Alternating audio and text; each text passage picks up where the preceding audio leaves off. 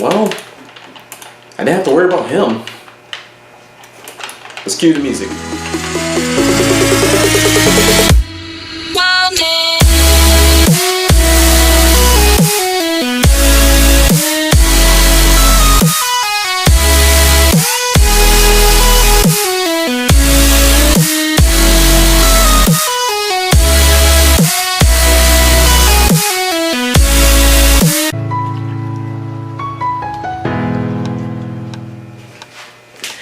Hey guys, Kieran here, and I'm back with another review, and I'm talking again about Kingdom Hearts 3, only this time different from the first impression, which was a non-spoiler, I guess you could say, talk about Kingdom Hearts 3.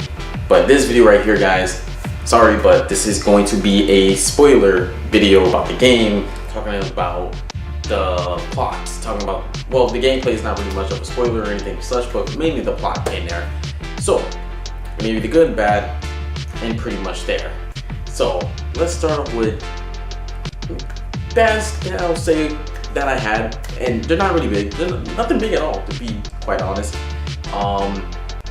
As I think about how long it took for this game to come and everything, I don't know how long. I mean, I don't know how to really feel about if I can really say the wait was worth it.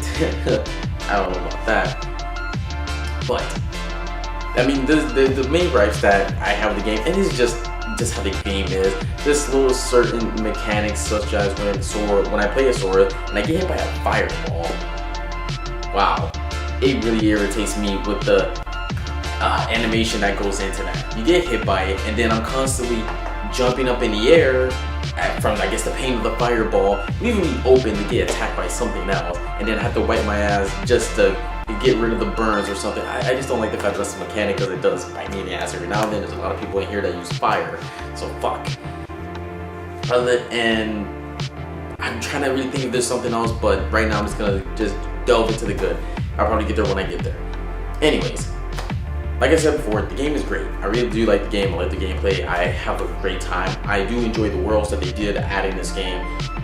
Don't really feel like Tangle was necessary. I feel you probably could have switched that out for, honestly, something else. Probably Wreck-It Ralph, to be honest, instead of just giving him a little cameo. I think you could have switched out Tangle. It didn't really feel like it added all that much. I mean, each world sort of developed something new, blah, blah, blah. And not only that, the Keyblade from that world is pretty garbage, honestly. It's pretty goddamn trash. Out of all the Keyblades that you do obtain from each world, that's by far probably the worst one. No, correction. I think it is the worst one, and then the next one is Starlight. Yeah, I didn't even use that one. That was just low and weak as hell. Anyways, what I really want to talk about right now actually is the plot. And I do like the plot in here. I do feel that certain things were tied up. I feel like I can understand if some people did find the ending underwhelming. And by what I mean by that is more of a settled resolution, such as when you fight Xehanort, and that is a pain in the ass on its own. Oh man, it's just a pain when you fight him, and the conclusion there basically kind of giving him redemption a little bit in his defeat. And that's one thing they did with all these organization characters. They gave about all of them a redemption, basically. They all get like their own little cutscene when you have to fight all of them. And yes, you have to fight all of them. But I'm glad like the fights went the way they did. There wasn't just a certain mechanic like the way they were in Kingdom Hearts 2, making it a little bit more difficult than normal, but it was really fun. So there's two things really in this game that did surprise me. Some things did surprise me, such as the things that did surprise me was that Xion, I mean, I prefer to call her Zion, whatever, but that she was back, and that wasn't much of a surprise that was going to happen to me. That it just really didn't surprise me or anything like that. It just didn't, and I didn't really care all that much. I mean, personally, because I guess because I didn't play the other 358 days, whatever the hell. But I was like, okay, fine, cool, she's back, cool. But what did surprise me was that Ericus put himself in Terra. That surprised me genuinely. I was like, wow, that was good. And the reveal of Zigbar being, I got the character's name, Luxus or something. ended up being one of the disciples of the Master of Masters or whatever. That was the hooded guy that you get in the back cover. If you ever see the back cover, you'll see him carrying a case and everything. I thought that was cool. That was a great reveal. I like that. So that tells me, and what I really feel just from that. And so a lot of people keep saying this is the end of Kingdom Hearts 3. I mean, this is the end of Kingdom Hearts. Whatever, yada yada yada. Okay, not necessarily, because before I heard this back then, maybe before last year, honestly, this game is the end of the Dark Seeker saga, which Dark Seeker, I believe, is Xehanort. So end of that whole saga. I mean, it took like 5 fucking games just to, get to the end of it. Whatever. I hope they don't do that again, because personally, I don't want 5 goddamn games to build up to that. I don't want to see the ending of all of this in 2000 goddamn 30. I really don't. That's too goddamn long, and my interest will probably just kind of disintegrate maybe. Anywho's, I like the fact that this kind of shows us more to come. I'm interested in what will happen, mainly because if these fuck they were called, whatever, these disciples of the Master, if they are going to be the next antagonist, that's great. I'm down for that. That's very interesting. Really curious on what's gonna happen with boss. Kind of annoyed that Maleficent still playing a role around here, and the fact that I guess she's coming for the fucking boss, whatever the hell. I just don't feel like she's needed anymore. I think we're kind of like with Kingdom Hearts now. I feel like we're past that Disney and all that. I think honestly, genuinely, we're past it, and that's some of the gripes I had within the game. Is that a little bit of the I didn't say this in the first impression.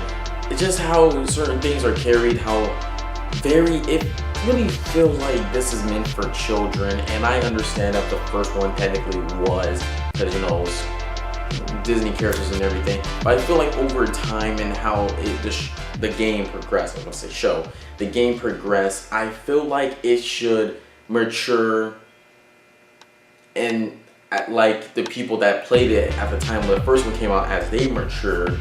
As you have Sora grow, you have him mature, but you have him mature a little bit more to where he doesn't talk like a fucking kid. And I get this is how the game is and everything. That's just how that world is and whatever. It just sounds kind of goofy sometimes when they say it's in my heart, and it's just certain little things. I guess because I've seen too many different stuff, so it's just weird to hear that type of stuff. I don't know. It's really hard to say, but then again, you got Donald and Goofy on your side, and they come in clutch when it comes to double team moves, and they came in clutch against fighting Xehanort. I know I'm kind of all over the place, but honestly, let me be honest, they came in handy with that fight. I feel like I would have a difficult ass time and probably would never beat the guy without them being there, mainly because of tag team moves that help out every now and then. In this game, they have Rage Form, and Rage Form really helped me out when I was about to die at certain points. Rage mode is basically OP mode. That is OP mode. I freaking love it. You go freaking berserk, man. I just had so much fun with it, man. Going against Xehanort in that crap. Oh man, I was like, alright, we're gonna bring out the inner darkness here. Okay, I'm down.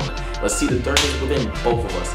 Love it. But as I see Kingdom Hearts as a whole and Visual as a whole, and the story of it all together from what we have gotten, I think they did a fantastic job. I really respect the work that Square Enix has put into this and the effort they have put into this, and just the continuity of the characters that they have. And it's amazing to me just the connections, or how people are connected, not because of the whole heart thing, good source that, but in a way, like I was telling my friend Irvin earlier, this Kingdom Hearts kind of reminds me of Naruto, just so to speak, when, for those of you that never seen Naruto, because you have Jiraiya, you have Tsunade, you have Orochimaru, and then you have another set of teams that are just like them. You have Naruto, Sasuke, and Sakura, and before that you had Obito, Kakashi, and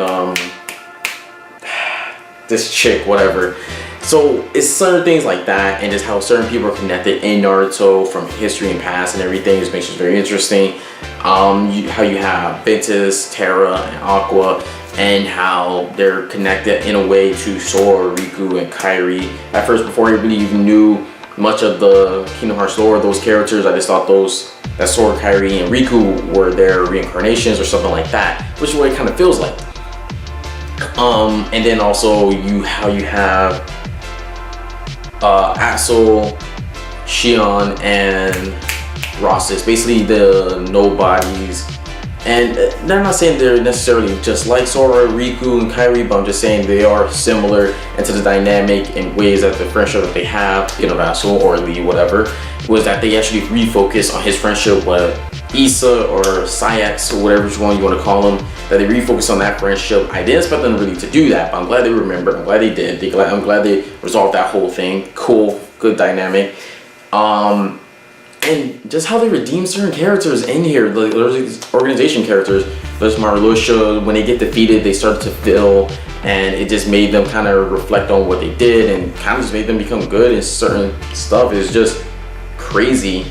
And a little bit of how the ending was, my classmate of mine actually was telling me that technically, I guess Sora died or something as hard as everybody or some shit like that. But I just thought that was just Sora leaving to go find Kairi because of his little speech that he was saying, because Kairi gets taken again. Kairi's basically the fucking Sakura of this goddamn game. And to be honest, they had me hyped. And the fact that she became a Keyblade wielder, you didn't really see her do anything with it. And then, yeah, she took Sora out of darkness or whatever the hell he was at. But then that didn't really do much. I mean, no, that good thing that she did that because, you know, I saved his life. But the problem is, she gets taken by Xemnas and then she's gone. I just, what the hell? But I guess that's where we get the secret ending. I'm not sure if it's true that you have to find all the stupid little Mickeys, emblems, and all that stuff. Sorry, it's just a random little thing. Unless that's the case, you know, the secret is that. Unless this is gonna come out as a DLC, comes out as a DLC, whatever. Fine, I'll wait for that. But goddamn, that's cool. Whatever. I'll be glad when that comes out. I'm glad to get it too. And there's one thing in here that still doesn't make sense to me. Maybe some of you may understand what it is. There's a moment where Xehanort and, you know, Terranort, whatever the hell, is there, and then he gets stopped from attacking them by Terra or another Terra, but it's like that guy disappears and you never see him again after. I don't know. I have questions about it. I'm still stuck on that. And with Xehanort's character, wow, man, what a progression through this character. I wish I got more of his background, to be honest. I'm not really sure what I was really certainly looking for from his background, to be honest. Maybe, more so like, maybe they explained it in the other games that I never played. I really don't know. But more just so into why he went the route that he did, or what kind of like, I don't know, just a progression of that. I wouldn't even mind if the game was longer just to give me that. Even the gameplay as young Xehanort, like in the beginning or something like that, I would have been grateful if I got to play young Xehanort, young Ericus, and you do get to see a little bit more of their dynamic as kids, and I do like that. And young Ericus is voiced by Drake Bell. Wow, people call it that. That was like a whole thing earlier on. And I would have been really grateful for that. And I liked what I got. I'm grateful for that too. Even when Ericus revealed that he was in Terra, and then how they spoke between each other, and they did a really good job, man. I don't know, it's just, I just really get those Naruto vibes. I don't know, maybe I'm talking out my ass on that one, but that's just the vibes I get. I really do. But like, they did a good job with Xehanort. I liked it a lot. Character's cool, great antagonist.